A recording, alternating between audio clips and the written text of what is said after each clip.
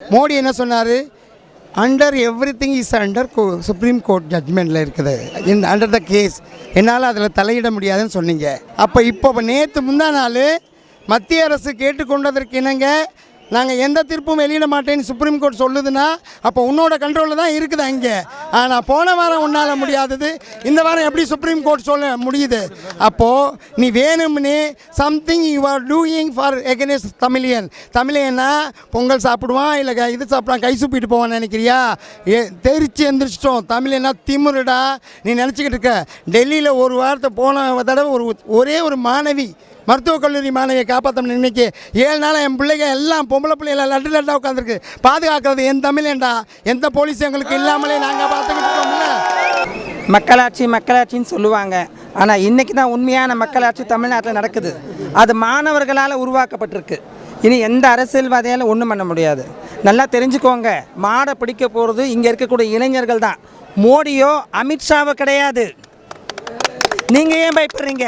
உங்கள் வீட்டு வாசலில் மாடை அவுத்து விட போகிறது கிடையாது.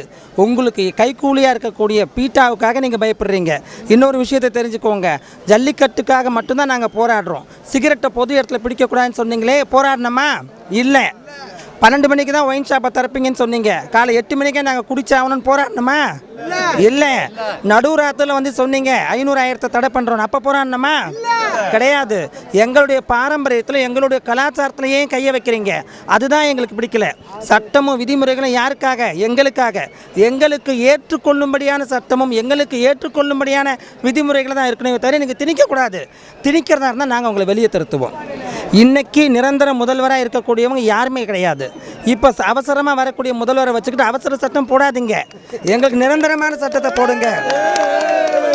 மோடி அரசாங்கத்துக்கு தமிழ்நாட்டை பிடிக்கல, தமிழை பிடிக்கல. திருநங்கையான எங்களையும் வஞ்சிக்கிறார் அவர்.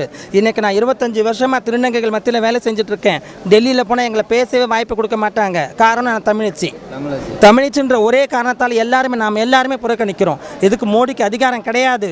எங்கள் மாணவர்களுக்கு வந்துட்டு அராஜகமும் தெரியும்.